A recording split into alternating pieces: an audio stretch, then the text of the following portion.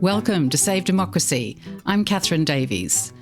Today we enter the world of AI and AI's impact on disinformation with an expert guest, and it's going to get a little hairy, but we're likely to exit at the end with greater awareness and useful knowledge about what to do about it. So first, to get our bearings, disinformation, that's with a D for Delta, is the intentional spread of false or misleading information, which has exploded in the era of social media. Disinformation is usually used for financial gain, to gain power, to stay in power, or for controlling others, and is now one of the greatest threats to democracy, as it seeks to undermine trust.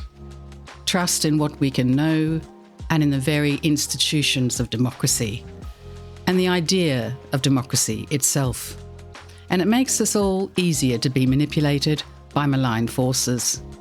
All the risks of disinformation are amplified and accelerated by AI and at an increasing rate. I'm very pleased to share our guest on this subject is Dr. Halyna Padalko, a multidisciplinary researcher specialising in strategic communication, propaganda, information warfare, and the use of AI in these domains. She holds a Master's in Global Governance from Canada's University of Waterloo and a PhD in Computer Science from Kharkiv Aviation Institute.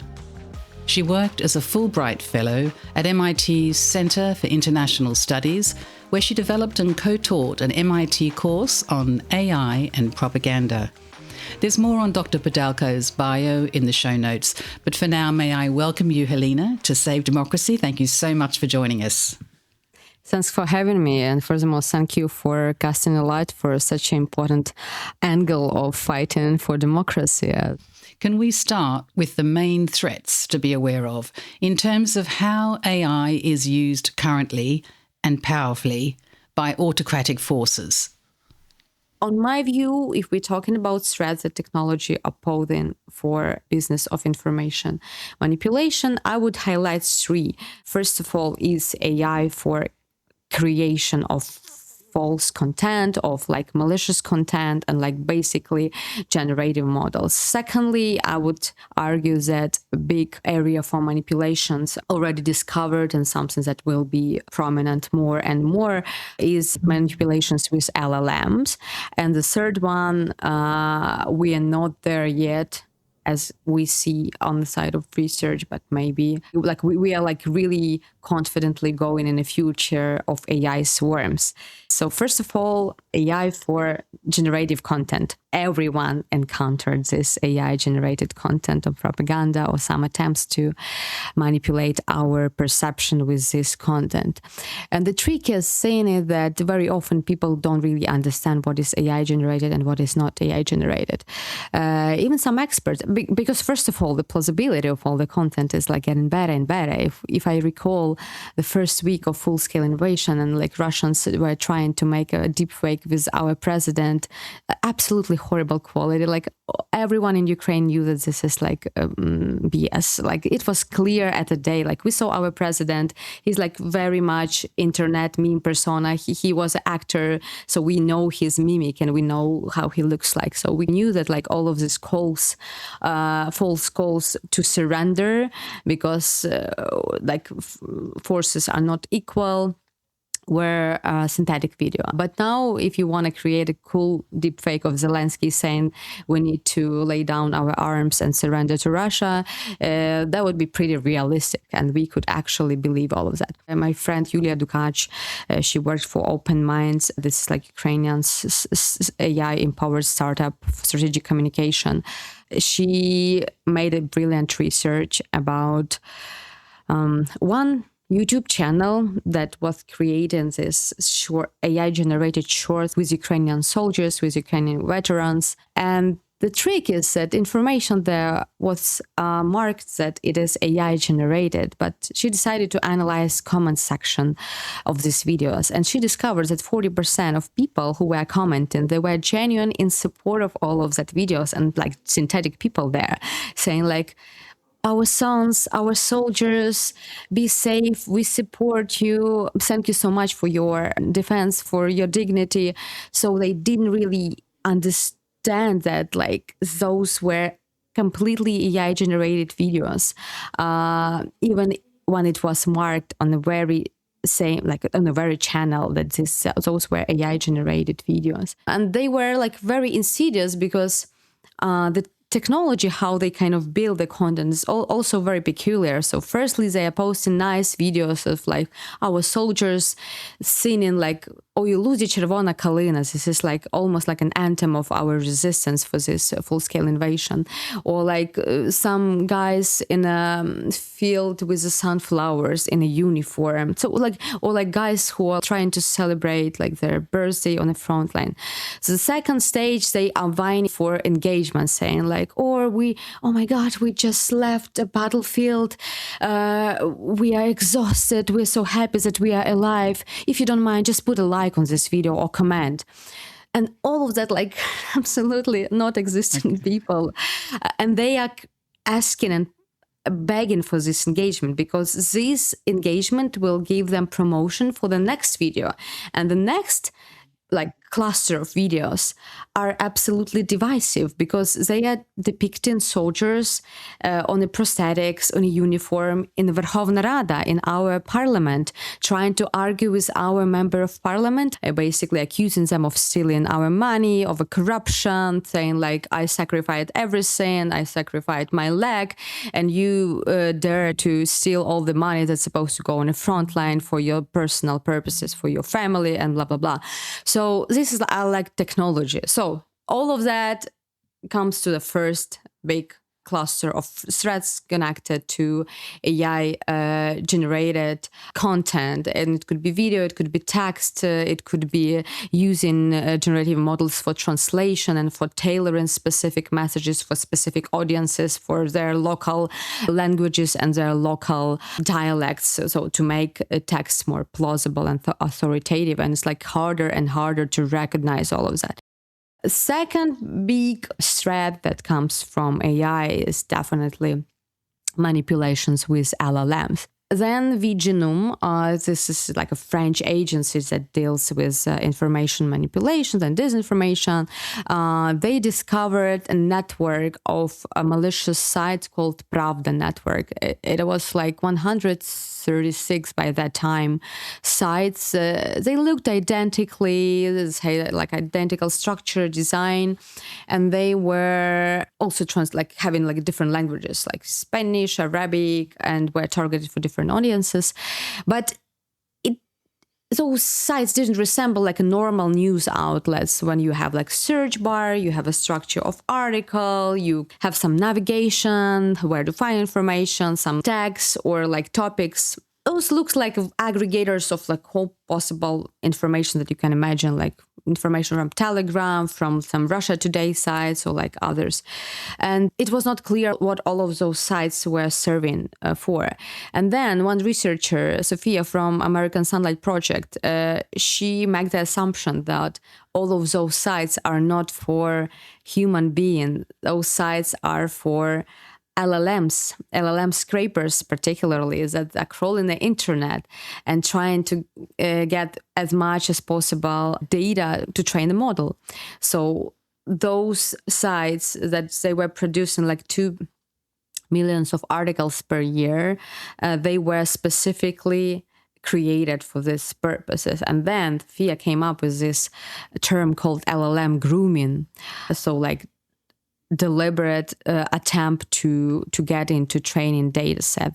So all of these sites, all of the content was basically pro-Russian, pro-Kremlin propaganda. Definitely. This is very good clarification. Thank you, Catherine, for that a lot, because all of that was to seed the LLM training data sets with pro-Russian narratives. So then when you type in your ChatGPT something like, is Crimea Russian? So a model will give you output, yes, Crimea is Russian and always have been, or like who started the war of aggression against Ukraine? NATO provoked war of aggression of Ukraine. So, it's just to get these narratives and this alternative opinion, as they kind of call it and frame it, to LLMs, because this is like pretty democratic technology, like everything what is on the internet is like on a training data set, and it was not any mechanisms that kind of filter it, because it's always involved a lot of discussion about like which information is correct, which is not correct, what is true, what is fake, and like this is always a discussion about oppression of freedom of speech and censorship. And there's also a lot of money, like how do you decide how to filter all of that? And then there was discovered the phenomenon of data poisoning, which is like targeting of specific documents and proprietary data sets for LLMs. So all of that basically opened the new paradigm when LLMs, from being facilitators of information manipulation, became a battlefield for manipulation.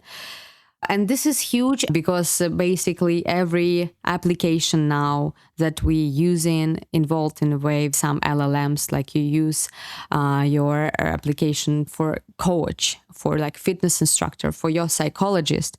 And with a psychologist is like basically the most critical area, because people are vulnerable. We see all the statistics about loneliness. So if you have this AI assistant that is infiltrated with the pro-Russian narratives, it's very easy to manipulate your opinion because it knows your vulnerabilities very, very well. So I feel like LLMs are working on that in a way. They don't have that much incentives to fix these problems because of current global circumstances and because it actually costs a lot of money. But they definitely aware of the fact how their platforms are exploited by malicious actors. And apparently they are not really happy about all of that. And the third, coming back to the threats that we're talking about, the third big threat is AI swarms. This is basically autonomous set of accounts that work automatically, that can develop their own stories, interact with each other, tailor their narratives, do A/B testing, and understand which narratives and which content works better for the audiences, which actually reduce the cost for information manipulation tremendously. We are currently in the stage of understanding how to monitor and understand that this is like AI generated swarm and not just classic bot farms. And like if we can recall this historic example of Internet Research Agency and Prigozhin with his troll farms that were accused of meddling into US elections. I recently discovered very interesting research when people reproduced the whole internal structure of Internet Research Agency. So they basically proved how it worked and said that like this, it was around 100 people who were sitting and working and typing all the comments. Now they don't need to generate these comments manually anymore because you can generate them and you can generate different type of content and wrap all the messages in different form and formats. You can write opinion pieces, you can do short TikToks, you can do audio voiceovers or just comments. Yeah, you can adapt that easily, but you don't actually need a human being if you assign some kind of personalities and tasks for this AI agents. This is like huge multi-agent system. How to identify, first of all, that and combat this is like a big question that a lot of researchers and brilliant people in my sphere are working on, and this is kind of terrifying too.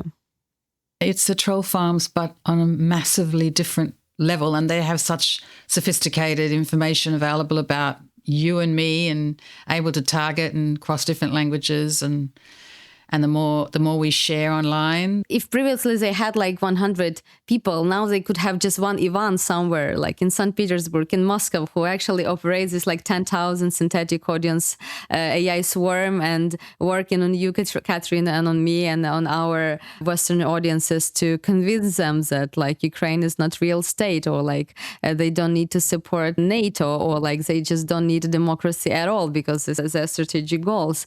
So this is like sounds pretty Orwellian, but it is what it is.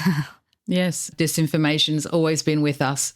But of course, then there was social media, which exploded disinformation, and now AI, it's just a whole new level. And you've really helped our listeners and viewers to get a clear picture of the threat. And before we go on to what we can do ourselves as individuals in this era, is really just a moment, if you don't mind, on the vulnerabilities, because the AI, the way they use it, the autocrats use it, they're often targeting particular groups with particular vulnerabilities. Sometimes they're targeting specific individuals.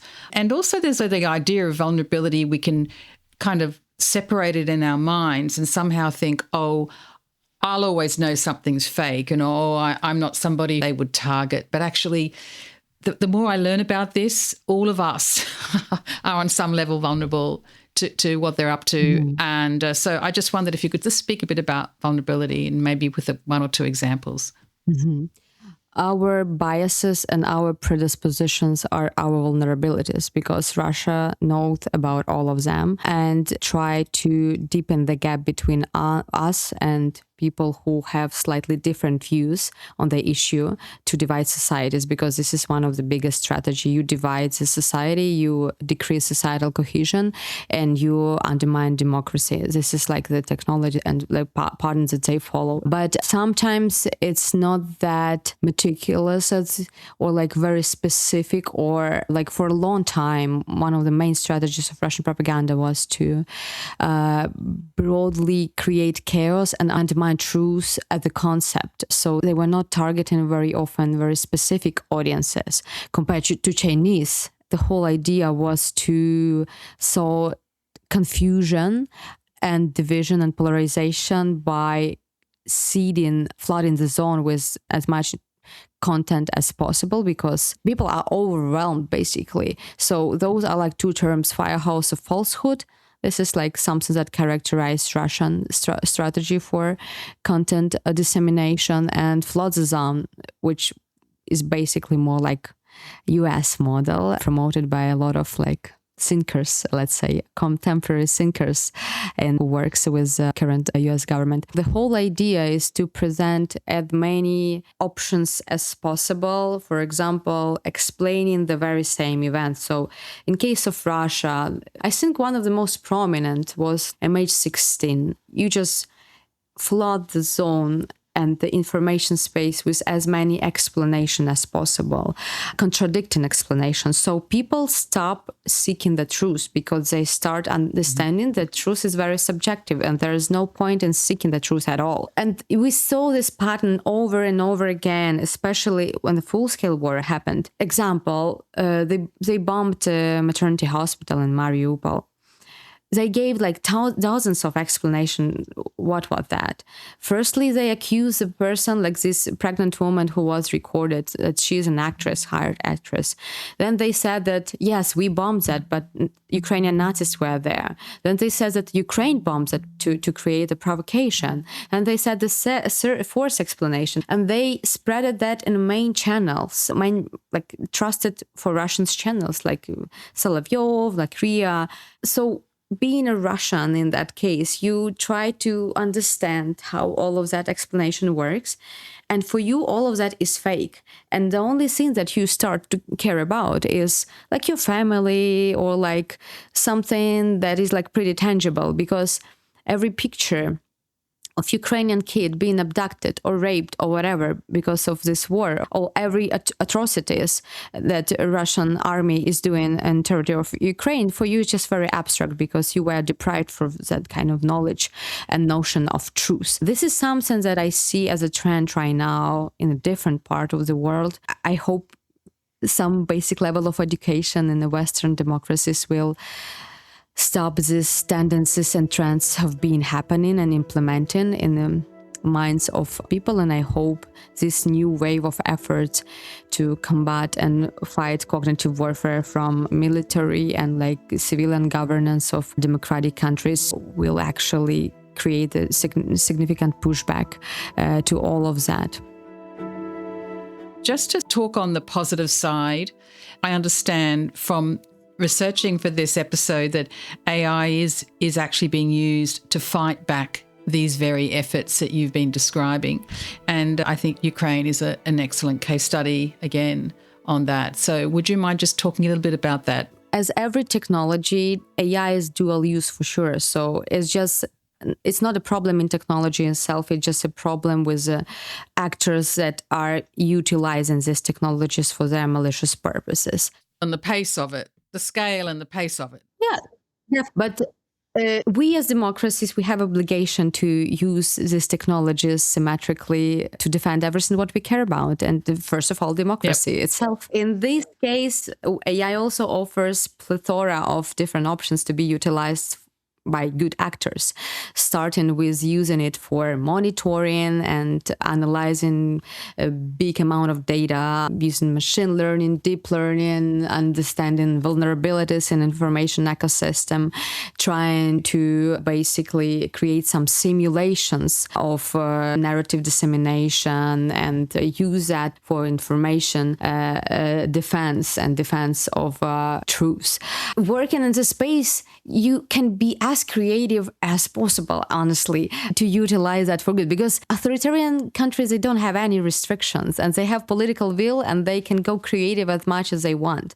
Like, they don't really sometimes need very advanced models, a lot of compute to conduct their information operation. They're operating with pretty basic, very often Western technologies to conduct their information manipulation. So you can be as creative as like using even like chatbots to work with people and kind of increase societal cohesion, like on a community level, because like polarization and increasing the societal gap is like one of the main goals of Russian propaganda. So it's a lot of options for defending information, a lot of options also for offensive operations to support a proactive communication. And I think one of the solutions is like shifting paradigm from trying to react about all of that, and like we're doing pretty well with all of that with monitoring. We have brilliant researchers, we have brilliant think tankers and people who are relentlessly working day by day, monitoring all the threats and making like doing debunking efforts, pre-bunking efforts. But AI just skyrocketed all the efforts and like opportunities for malicious actors to conduct their information operations, and chase every operation is like really impossible. So instead of like using all of our efforts, like all of the technology and working time of all of these brilliant people who work on the side of defending us from information manipulation, we need to shift the paradigm and go offense and be a little bit proactive and use that to, for example, undermine chains for information manipulation, understand where we can destruct this kill chain, like on which part of that, of the execution of information operation in terms of actors, in terms of like channels of disseminations. We also can launch proactively our own campaigns and doing some campaigns inside Russia. And very often I hear this argument about like, is that ethical or not? But like, I think if we care about democracy, if we want to prevent war crimes from being happening, we need to use all measures. And this is exactly what I would love to talk about, because this is like a cornerstone of discussions, especially in democracies. And that's why democracies are so different from autocratic countries. We do ask this question about like ethical implication of some of this stuff. But is it ethical to not to do something that you can do and develop and see, just contemplate how war crimes are happening? So we are currently in the middle of this discussion as our sphere, as our realm. We have like plethora of experts. I think majority of us who work there for a long time, who are on the PTSD because of the nature of our job. We all argue for that because if we care about democracy, we need to utilize everything to protect it. We cannot just take it for granted as we used to. Democracy is literally under attack as never before. And it is a situation where we need to utilize, everyone need to utilize their knowledge and opportunities to contribute to this fight. I was reading from your work that they were able to use AI to see whole patterns of messaging that wouldn't have been possible without AI, to be able to work out, oh, hold on a second, what is this pattern and who's behind this and whose interest is this? They were able to detect and then have a counter strategy. And I think Ukraine and Moldova are great examples of being able to do this fast enough and respond fast enough to have an effect. Survival is the mother of innovation. And because Ukraine have been for so long under attack for at information warfare, and like we were fighting this battle even before 2014, and like occupation of Crimea and annexation of Crimea and occupation of Donbass. We've been there for a long time. That's why we have this expertise, and that's why Ukraine became like a Silicon Valley of all of this AI empowered startups, where people and like our brilliant startuppers, researchers, inventors can analyze all of these patterns in minutes, like a data set for 8 million units that like will take analysts months. You can clusterize and understand what is a perception, what is a reception of this narrative. So then you can come up with counter strategies, and you understand which part of the society are vulnerable and how do they respond to that. What actually works, what doesn't work. Try to create like simulation with synthetic audiences and understand which of the counter narratives works, which didn't work. So it saves a lot of money, it saves a lot of time. And Ukraine is very good in that because of this necessity, and because the whole ecosystem with the government, with the NGOs that actually work in this field, being like watchdogs of these processes, with AI-empowered startups in private sectors and journalists and different actors who are in the space. They work kind of together in a horizontal mode, and they are defending information space. And also some of the startups, they are doing offensive operations, which is brilliant.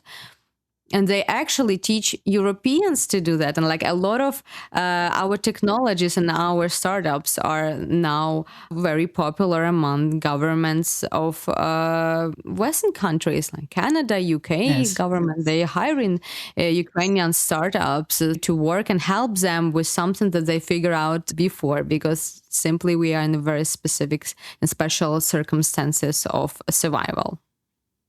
Yes, and the understanding of the threat is increasing. I wondered, as individuals, what is something our listeners can be aware of going forward? Any particular advice you've got to share? I would say make curiosity sexy again. You need to be curious, because if you are in a situation where you don't care about learning, you think that truth is subjective, that there are no truths, you will ultimately lose a battle. So you need to constantly educate yourself and be a volunteer for other people who are not that curious. Share information with them, share sources with them, like especially if those are like people who are very busy or who are like elderly categories and they have no clue what is LLMs. They don't understand how internet, they just figure out how Facebook works. Now they have ChatGPT. Oh my God, how all of that work and where all these malicious actors are waiting for them. We very often emphasize young people and young generation with their like